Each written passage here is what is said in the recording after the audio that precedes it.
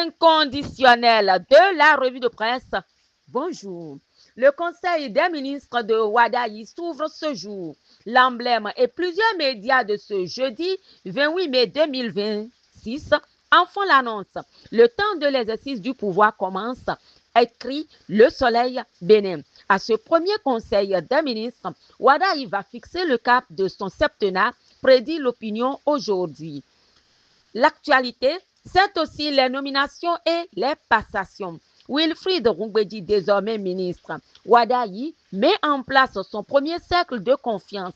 Le potentiel consacre sa parution à cette nomination. La boussole confirme que Ouadaï met progressivement en place son cercle de collaborateurs. Roumbédi confirmé et élevé au rang de ministre. C'est l'ascension d'un porte-parole devenu incontournable, opine Le Soleil Bénin. Amis du bout des ondes, l'emblème est témoin des passations de charges entre ministres. Gouvernance locale, Janvier Yawedeu prend les commandes. À l'enseignement supérieur, c'est Dami Fagla vise l'excellence. Awa Oubako prend les rênes du ministère des petites et moyennes entreprises, continue décryptage info. L'universitaire Clément Kouchade, officiellement aux commandes au ministère de l'enseignement secondaire. Le grand jury a suivi sa passation de charge. Et puis, avec le grand jury, écho de Gildas à Gonkam. Enfin, Gildas entre en scène, s'exclame le journal, qui rappelle que depuis son rappel du Niger comme ambassadeur, ce n'est que maintenant qu'il prend officiellement les rênes du ministère délégué à la défense nationale.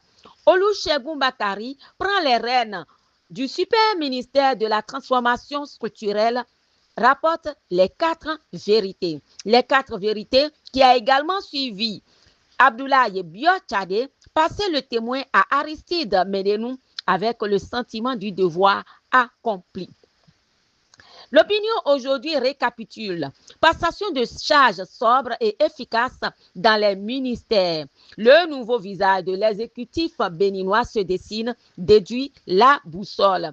Gouvernance Ouadaï, entre technocratie et leadership politique, observe Matin Libre. Toujours avec nous, sachez avec un Matin Libre que 6 femmes sont à des postes stratégiques dans le gouvernement de Romuald Ouadaï. Romuald Ouadaï, la CEDEAO, la communauté économique des États de l'Afrique de l'Ouest, était à son cabinet. Ouadaï tend ainsi la main à ses voisins, remarque Le Soleil Bénin. Toujours avec nous, avec décryptage info, nous faisons un tour à l'ARMP. Marché public au Bénin, 370 décisions et 12 230 demandes traitées par l'autorité de régulation des marchés publics en 2025. C'est le décryptage info qui nous fait ce point. Un autre point, indice de la Banque africaine de développement BAD, le Maroc est devenu la première économie industrielle d'Afrique. C'est une révélation à lire dans Matin Libre. Et puis, une question trottine dans Jeune Afrique. Un rapprochement entre le Bénin et l'AES est-il vraiment possible? Ce qui fait penser cela à Jeune Afrique, c'est la présence du Premier ministre nigérien à Cotonou à l'occasion de l'investiture du nouveau président Romuald Ouadaï. Cela illustre une volonté d'ouvrir une nouvelle voie après des mois de tension, analyse Jeune Afrique. Nous parlons de limogeage, remontada et bataille institutionnelle, le bras de fer qui secoue le Sénégal. L'information dans la boussole est suivie par TV5 Monde Info. TV5 Monde Info observe que la situation est en faveur de Ousmane Sonko. Ousmane Sonko a été renforcé après son éviction du poste de Premier ministre au Sénégal.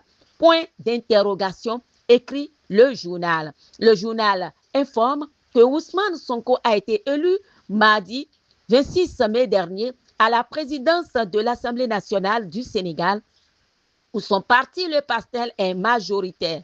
Il a désormais le pouvoir de bloquer des projets de loi entrepris par le futur gouvernement d'Amanou Al-Aminou Lo, le Premier ministre nommé à sa place. Ousmane Sonko a été élu à l'Assemblée nationale avec 132 voix contre 133 suffrages exprimés, malgré le boycott d'une partie de l'opposition qui contestait sa réintégration comme député, informe France 24. Et ce sera l'essentiel des informations de ce jeudi 28 mai 2026 que de la fidèle Tamandao Agossa, l'œil féminin des médias, je vous remercie d'avoir suivi. À demain.